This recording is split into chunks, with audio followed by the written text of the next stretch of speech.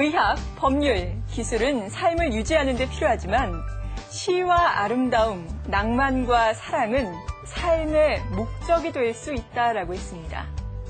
한 편의 아름다운 시는 한 사회와 한 사람의 마음을 변화시킬 수 있기 때문인데요. 조국을 잃어버린 시대의 시 한 편은 조국애를 불러일으키기도 하고 연인 사이에서의 시 한 편은 떠나간 마음을 돌아오게 만들기도 합니다. 그만큼 시는 사람의 마음을 움직이는 힘이 있다는 겁니다. 또 좋은 시는 우리의 몸과 마음을 울리는 훌륭한 악기라고 표현하기도 합니다. TV평생대학 이번 주에는 시에게 길을 묻다라는 주제로 여러분과 함께하고 있는데요. 오늘 이 시간은 마음을 따뜻하게 해주는 시에 대해서 알아보겠습니다. 접시꽃 당신으로 유명한 시인이시죠? 도종환 시인 이 자리에 모십니다. 박수로 맞아주시죠.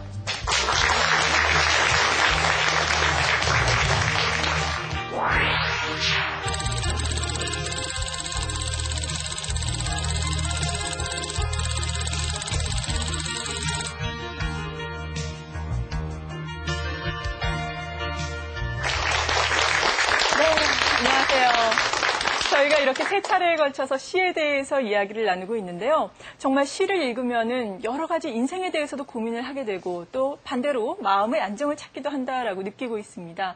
그런데 안타깝게도 동시도 좀 사라져가는 시대가 아닌가라는 생각이 들기도 하거든요. 네. 어린이들의 인성교육에 있어서 시의 중요성 어느 정도나 된다고 봐야 될까요? 이런 동시가 있어요.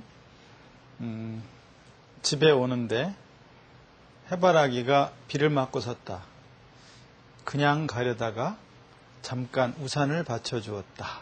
이런 동시가 있어요. 네. 우리 아이가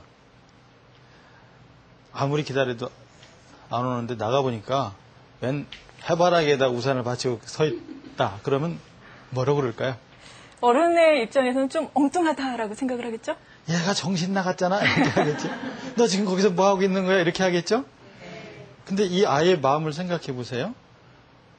우산을 쓰고 오는데 해바라기가 그냥 비를 맞고 있단 말이죠.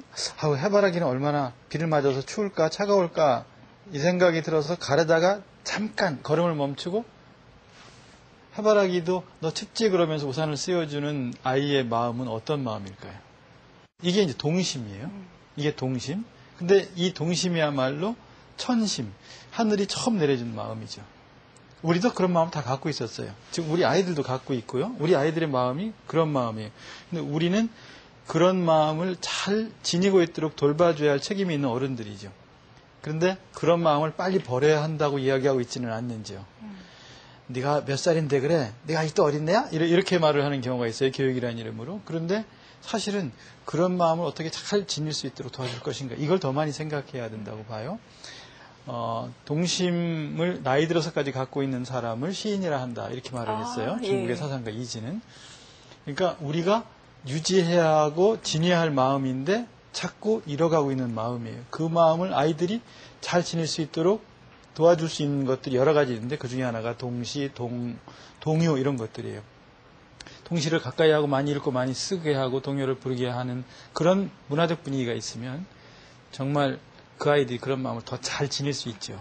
네. 이런 아이들의 마음을 지켜주고 또 어른들도 동심, 이 아름답고 순수한 마음을 지켜나가는 게 시다라는 말씀이신데 네, 그런데 사실 저 같은 경우에도 어린 시절에는 학교에서 숙제로나마 동시를 좀 적어봤거든요. 그런데 커서는 시를 적으려고 해도 왠지 쑥스럽고 잘 안 될 것 같고 그렇단 말이죠. 네. 이 시를 좀 잘 쓸 수 있는 비법이 있을까요? 사실 뭐 비법이라고 하는 것은 없는 건데요. 네. 그런데 안도현 시인은 시를 잘 쓰려면 어떻게 해야 할까에 대해서 세 가지를 얘기했어요.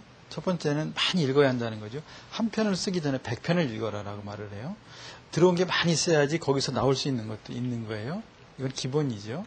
두 번째는 잘 적용하려고 하는 분이 많지 않으실 텐데 술을 많이 마시라 이랬어요. 세 번째는요. 시를 잘 쓰려면 세 번째는 연애를 해라 이랬어요. 그럼 바람을 많이 피워야 좋은 시를 쓸 수 있다는 얘기일까? 그게 아니고요. 연애를 할 때 마음 상태를 생각해 보세요. 그 사람만 생각해요. 그렇죠?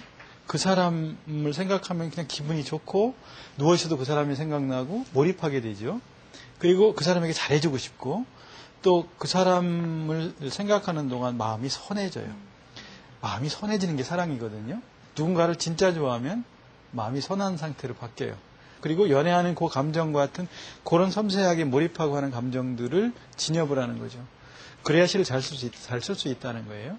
딴 생각들로 가득 차 있기 때문에 시를 잘 못 쓴다는 거죠. 아, 그렇군요. 대답이 되셨나 모르겠습니다. 네, 감수성이 아무튼 좀 풍부해야 되겠네요. 네, 그렇죠. 네. 이렇게 우리의 감수성을 풍부하게 만들어주는 또 우리의 마음을 따뜻하게 해주는 시를 또 해석과 함께 만나보겠습니다. 지금부터 그 문 활짝 열어보시죠. 네, 여러분 오늘 시간에는 위안과 힘과 용기를 주는 시를 함께 보도록 하겠습니다. 마음을 따뜻하게 해주는 시, 그런 시들을 함께 읽어보고자 합니다. 제일 먼저 여러분들께 소개해드리고자 하는 시는 이상국 시인의 국수가 먹고 싶다 하는 시예요. 한번 내용을 보세요. 제목이 재밌죠? 저런 시도 있나? 국수가 먹고 싶다? 저런 게 시가 되나? 하는 생각이 드실 거예요. 한번 보세요. 제가 먼저 읽어보겠습니다. 국수가 먹고 싶다. 사는 일은 밥처럼 물리지 않는 것이라지만 때로는 허름한 식당에서 어머니 같은 여자가 끓여주는 국수가 먹고 싶다. 삶의 모서리에 마음을 다치고 길거리에 나서면 고향 장거리 길로 소 팔고 돌아오듯 뒷모습이 허전한 사람들과 국수가 먹고 싶다. 세상은 큰 잔치집 같아도 어느 곳에선가 늘 울고 싶은 사람들이 있어. 마을의 문들은 닫히고 어둠이 허기 같은 저녁, 눈물 자국 때문에 속이 훤히 들여다보이는 사람들과 따뜻한 국수가 먹고 싶다. 이 시는 국수 먹고 싶다는 이야기를 하고 있어요. 근데 왜 국수가 먹고 싶은지에 대해서 뭐라고 얘기하느냐 하면 삶의 모서리에 마음을 다치고 길거리에 나섰을 때 살다 보면 이런저런 일로 마음을 다치고 상처받고 이럴 때가 많아요. 그렇죠? 그 상처를 치유하기 위해서 뭐 거창한 길을 찾아가는 게 아니라 그 상처를 치유하기 위해서 작은 위로가 필요하다는 거죠. 작은 위안. 너도 힘들었지? 울었구나. 네가 울은 걸 보니까 네 속이 어떤지 알 수 있을 것 같아. 이 시 뒷부분에 눈물 자국 때문에 속이 훤히 들여다보이는 이런 표현이 나와요. 네가 흘린 눈물을 보니까 내가 지금 어떤 상태, 어떤 마음이었는지를 조금은 알 것 같아. 이렇게 이해해주는 이런 따뜻한 말 한마디, 이런 사람이 그리운 거죠. 세상은 잔치집 같아서 남들은 그냥 화려하고 사람들로